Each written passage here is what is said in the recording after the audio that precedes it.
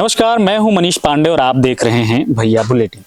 आज की इस कार्यक्रम में हम आपको लेकर आए हैं प्रतापगढ़ क्षेत्र में। ये मल्लूपुर स्थान का नाम है और ये बाबा महाकाल का निज निवास महाविद्या आश्रम है। बाबा महाकाल गृहस्थ संत हैं और विश्व हिंदू परिषद के सदस्य भी हैं, काशी मार्गदर्शक मंडल के। और आइए उनसे जानते हैं उनके जीवन के बारे में, एक संत के जीवन के बारे में, और उनसे जुड़ते हैं और तमाम सारे विषयों पर भी बात करते हैं।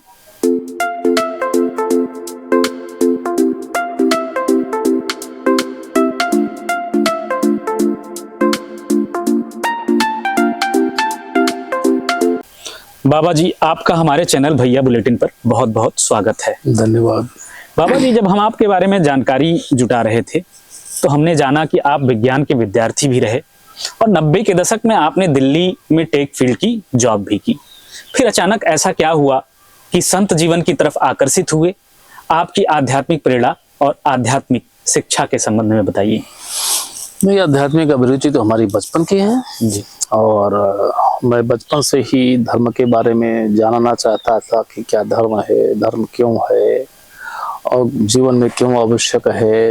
ये मैं बचपन से ही चिंतन करता था, जब मैं जान लीजिए कि स्कूल में प्रवेश नहीं किया था तब भी। जी। फिर धीरे धीरे जैसे जैसे बौद्धिक विकास होता गया, मैं धर्म के बारे में चिंतन करता रहा और फिर मुझे कुछ प्रयोगात्मक योग के संबंध में कुछ पुस्तकें प्राप्त हुई और मैं उसका अभ्यास करने लगा। अभ्यास करते समय मुझे लगा, मुझे कुछ जो है दिव्यानुभूति आरंभ हुई। जी।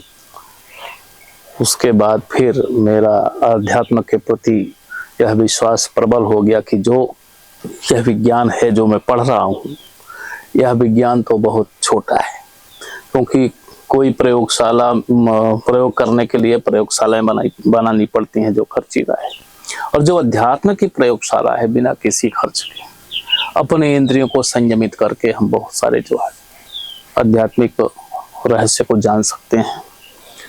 तो इस तरह से मेरा आध्यात्मिक विकास हुआ और मध्यात्मक हुई। और आध्यात्मिक शिक्षा प्राप्त करने के लिए क्या आपने कभी किसी संस्थान में गए या फिर खुद से स्वयं से वो शिक्षा प्राप्त? नहीं, मैं स्वाध्याय किया, सत्संग किया, और चूंकि प्रारंभिक शिक्षा हमारी साइंस की रही है, इसलिए अब मुझे जो है आध्यात्मिक शिक्षा प्राप्त करने का अवसर तो संस्थागत नहीं मिला जी। लेकिन स्वाध्याय और सत्संग इसका मुझे जो है लाभ मिला, और इससे मैं जो आध्यात्मिक जो है अपने ज्ञान को मैं तृप्त कर पाया। ठीक है, बढ़िया चल रहा है, मैं संतुष्ट हूँ अध्यात्म से और मुझे कोई शंका नहीं है। जी। आप किसी विशेष पंथ या संप्रदाय से जुड़े रहे? नहीं, मैं विशेष किसी पंथ और संप्रदाय से नहीं जुड़ा हूँ। मैं अध्यात्म को समझता हूँ कि यह प्रत्येक व्यक्ति की आवश्यक संपदा है, प्राकृतिक संपदा है, हर व्यक्ति को जुड़ना चाहिए। पंथ संप्रदाय ये सब जो है ना, ये सब राजनीतिक पहलू है, बांटने का पहलू है, लेकिन जो स्वांतः सुखाय, जैसे कि तुलसीदास बाबा ने कहा कि स्वांतः सुखाय तुलसी रघुनाथ गाथा मंजुल मातनोति। तो अध्यात्म वो सब हर एक व्यक्ति के लिए वो आवश्यक चीज है, वो किसी पंथ संप्रदाय में बटा हुआ नहीं है। जी। जैसे जीवन के लिए श्वास आवश्यक है, वैसे शांति के लिए, सुख के लिए अध्यात्म आवश्यक है। जैसा कि हमने आपके बारे में जानकारी जुटाया कि आप एक गृहस्थ भी हैं और संत भी हैं, दोनों ही जीवन की अपनी एक जिम्मेदारियां होती हैं। उन दायित्वों का एक साथ निर्वहन करना क्या संभव है? बिल्कुल, बहुत आसान है, क्योंकि अध्यात्म वैराग्य से ही नहीं प्राप्त होता कि हम जंगल में भटकें तो हमको आध्यात्मिक सिद्धि प्राप्त हो। हम ऋषि परंपरा हमारे यहाँ पहले थी और ऋषियों ने ही सारे विज्ञान को खोज किया। वेद शास्त्र जो भी लिखे ऋषियों ने लिखा और ऋषि जो है वो वैवाहिक जीवन व्यतीत करते थे, गृहस्थ जीवन व्यतीत करते थे, लेकिन अध्यात्म को उन्होंने नहीं छोड़ा। तो अध्यात्म एक विषय है, जीवन का अंग है। हर व्यक्ति को अध्यात्म का अभ्यास करना चाहिए, जो जिसको हम साधना बोलते हैं। विरक्त जीवन तो जब पूर्ण ज्ञान प्राप्त हो जाए तो उस विषय का जो है, उस स्तर का वैराग्य है कि केवल लोगों को ज्ञान देने हेतु विचरण करो, इधर से उधर जाओ। मैं समझता हूं कि आध्यात्मिक उन्नति के लिए गृहस्थ जीवन ही श्रेष्ठ है। और हमारे शास्त्र भी कहते हैं कि सन्यास 75 वर्ष के बाद लेना चाहिए। तो 75 वर्ष के बाद सन्यास लेने का मतलब क्या हुआ कि व्यक्ति अपने जीवन के 3 सोपान को प्राप्त कर चुका है। जब मृत्यु के निकट जब व्यक्ति पहुंचा है तो मृत्यु का अभ्यास करना चाहिए, वो है सन्यास। फिर सांसारिक जीवन से मोह नहीं होना चाहिए। और मैं उसको जो बचपन में ही सन्यास ले लेते हैं उनको मैं श्रेष्ठ नहीं समझता हूँ। समाज में कुछ जिम्मेदारियां हैं व्यक्ति की, समाज में आया है तो समाज के प्रति कुछ जिम्मेदारियां हैं, कुछ उत्तरदायित्व है, उसको पूर्ण करके फिर संन्यास लेना चाहिए। जी, तो क्या आपको लगता है कि किसी गृहस्थ संत को आध्यात्मिक मार्ग पर चलने में किसी भी प्रकार की प्रतिबाधाएं आती हैं? अगर आती हैं तो उनका समाधान क्या है? देखिए, एकाग्रता हर चीज का समाधान है। आदमी को एकाग्रता से चिंतन करना चाहिए, और जब एकाग्रता से आदमी चिंतन करेगा तो उसको समाधान भी अध्यात्म से मिलेगा, और अध्यात्म ही सब समस्याओं का समाधान भी है। जी। अध्यात्म न गृहस्थ के लिए बाधक है, न संन्यास के लिए बाधक है। अध्यात्म जहाँ होगा वहाँ सुख, शांति और समृद्धि ही होगी।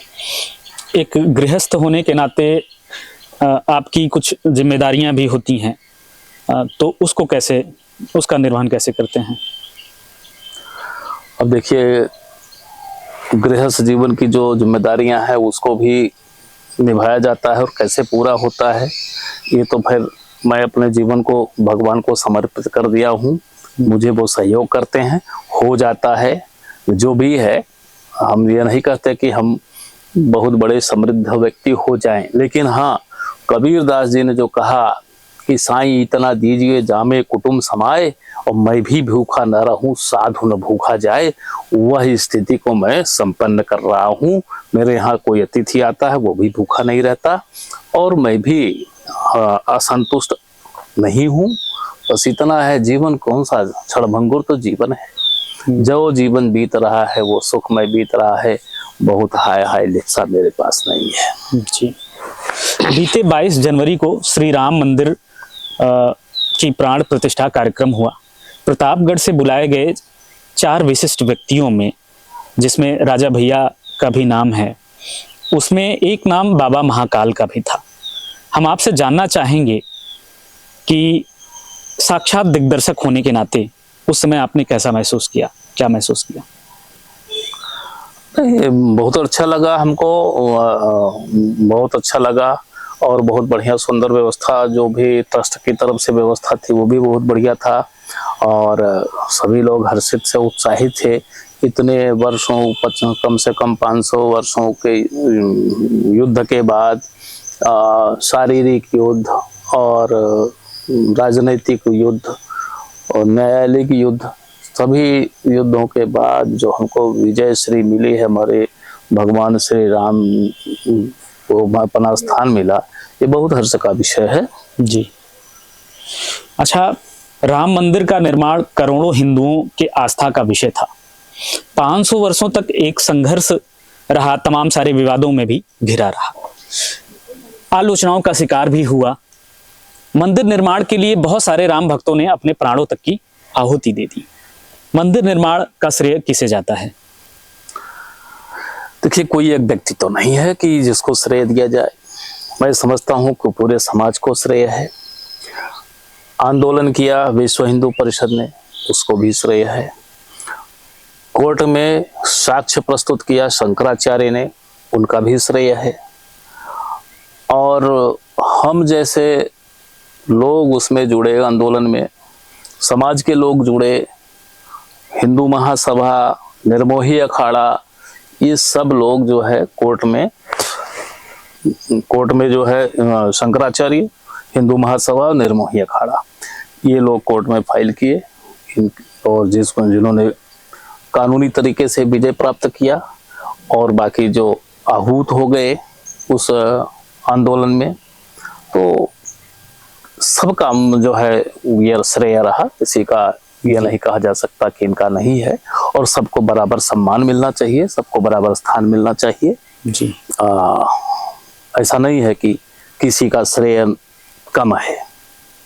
आप राम मंदिर आंदोलन से भी जुड़े रहे, तो कैसा रहा वो सफर?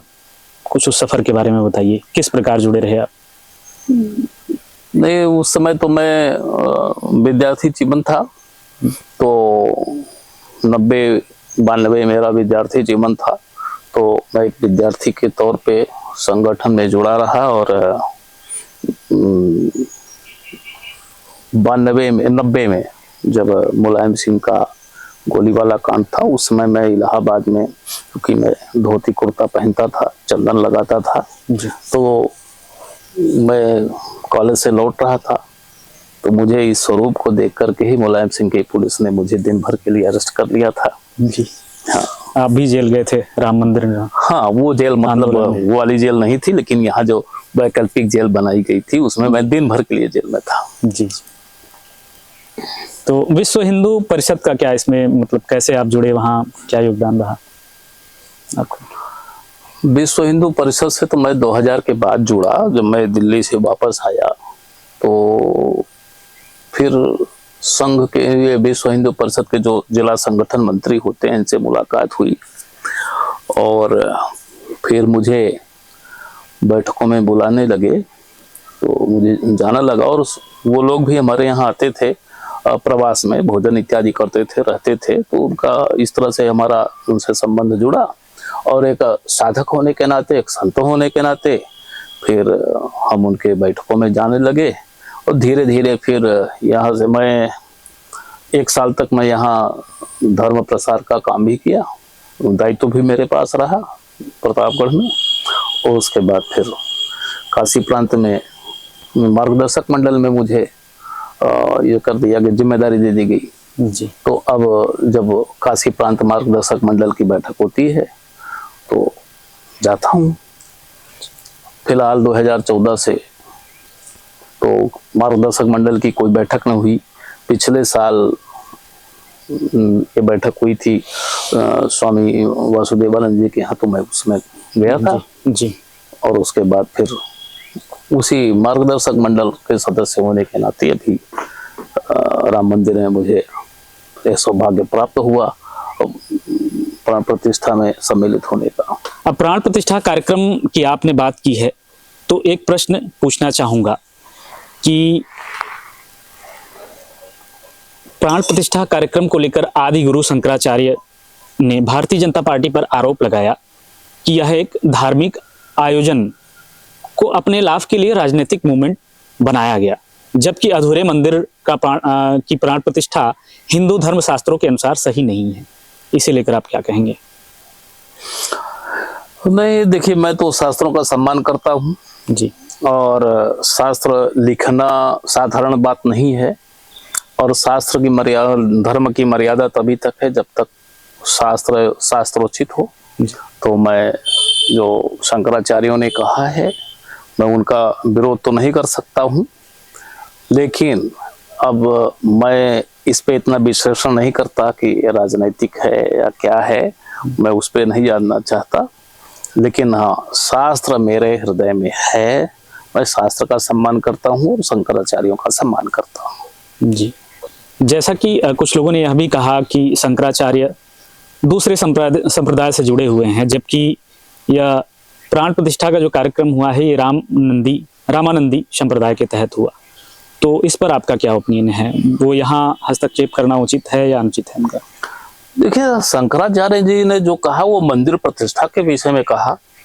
अब रामानंदी का हो या शैव का हो या शाक्त का हो, वो पूजा पद्धति अलग अलग है।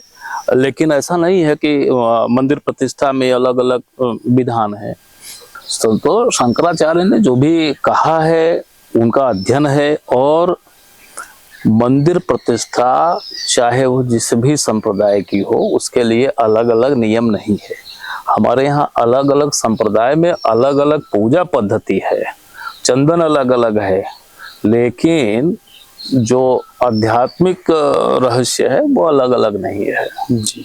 अब कुछ लोग शिव की उपासना करते हैं, कुछ लोग शक्ति की उपासना करते हैं, कुछ लोग राम की उपासना करते हैं, तो उनकी अपनी पूजा पद्धति अलग है। मंदिर प्रतिष्ठा सबकी एक जैसी है। जी जी। आपके अनुसार क्या एक धार्मिक गुरु और संत समाज को राजनीति में अपना स्टैंड लेना चाहिए या उन्हें अपने आध्यात्मिक क्षेत्र तक सीमित रहना चाहिए? देखिए, अध्यात्म का उद्देश्य मानवता की रक्षा करना है जी, मैं जहां तक समझता हूं। मानवता के लिए अध्यात्म है सुख, शांति, समृद्धि, यह अध्यात्म का क्षेत्र है। तो जो जीवन में भी सुखकर हो और मरणोपरांत भी सुखकर हो, यह अध्यात्म का विषय है। जब राजनीति निरंकुश हो जाए तब अवश्य धर्म का अंकुश लगना चाहिए जी। क्यों? क्योंकि धर्म का जो है आम व्यक्ति, राजनीति में कभी कभी आम व्यक्ति का शोषण होता है, और धर्म जो है वो एक नितांत जो जिसको तुच्छ व्यक्ति कह सकते हैं आप, तो उनके लिए भी पोषण की बात करता है। तो धर्म सबके लिए है। निर्बल के बल राम, तो जो निर्बल है उसके लिए भी धर्म की आवश्यकता है। निर्बल को दुख न हो, सताए न जाए। और जब इस तरह की होती है कि बड़ी मछली छोटी मछली को खाने लगती है, तो जरूर वहां धर्म का अंकुश लगना चाहिए। राजनीति धर्मयुक्त होनी चाहिए, धर्म राजनीति युक्त नहीं होना चाहिए जी। संत समाज को लेकर एक आम धारणा है कि एक संत को पूर्णतः परमार्थिक या आध्यात्मिक होना चाहिए। लौकिक व्यवहार के जगत में उनका दखल ठीक नहीं है। लेकिन योगी आदित्यनाथ, जो वर्तमान में उत्तर प्रदेश के मुख्यमंत्री हैं, उन्हें लेकर यह चर्चा होती है कि उनका राजनीति में होना ठीक नहीं, उन्हें तो मठ में होना चाहिए। इस पर आप क्या कहेंगे? देखिए, ऐसा कुछ दिक्कत नहीं है। राजनीति में आकर के धर्म को छोड़ दें तो गड़बड़ है, लेकिन अगर धर्म को पकड़ते हुए धर्म की स्थापना के लिए राजनीति की जाती है तो यह संत का कर्तव्य है, क्योंकि धर्म की स्थापना ही तो संत का कर्तव्य है। लेकिन अब राजनीति के चक्कर में धर्म को किनारे लगा दो तो यह महापाप है, तब नहीं करना चाहिए। राजनीति गौड़ है संत के लिए, और धर्म जो है वो प्रधान है। तो इसलिए जो है मैं ये तो नहीं कहूंगा कि राजनीति धार्मिक व्यक्ति को राजनीति में आना ही नहीं चाहिए, लेकिन धार्मिक व्यक्ति को राजनीति की स्थापना धर्म की स्थापना राजनीति में करनी चाहिए। धर्म को नहीं छोड़ना चाहिए, जो न्यायोचित हो वही कर्म करना चाहिए जी। हमारे चैनल के माध्यम से आप संत समाज को कुछ संदेश देना चाहेंगे? हाँ बिल्कुल, ये आपने बहुत अच्छा ये किया। मैं संत समाज को यही कहना चाहूंगा कि संत का कार्य है कि वह साधना करें और लोगों को मार्गदर्शन करें, पाप से बचाएं। लेकिन संत को साधक होना चाहिए, प्रचारक नहीं होना चाहिए किसी का। न धर्म ग्रंथ का प्रचारक होना चाहिए, न नेताओं का प्रचारक होना चाहिए। अपने स्वार्थ के लिए नेताओं के पीछे जो चलते हैं संत, वो संत नहीं है, वो पार्टी के कार्यकर्ता ही समझिए। संत को अपने धर्म की खोज, धर्म की स्थापना और ज्ञान प्रसार में रहना चाहिए, और साधना विशेष रूप से संत को अनिवार्य है। साधना नहीं है तो फिर वो संत ही नहीं है। बहुत बहुत धन्यवाद आपका हमारे चैनल से जुड़ने के लिए। और अभी अभी आपने देखा हमारे साथ बाबा जी जुड़े हुए थे और उन्होंने संत समाज और तमाम सारी बातों पर हमसे चर्चा की।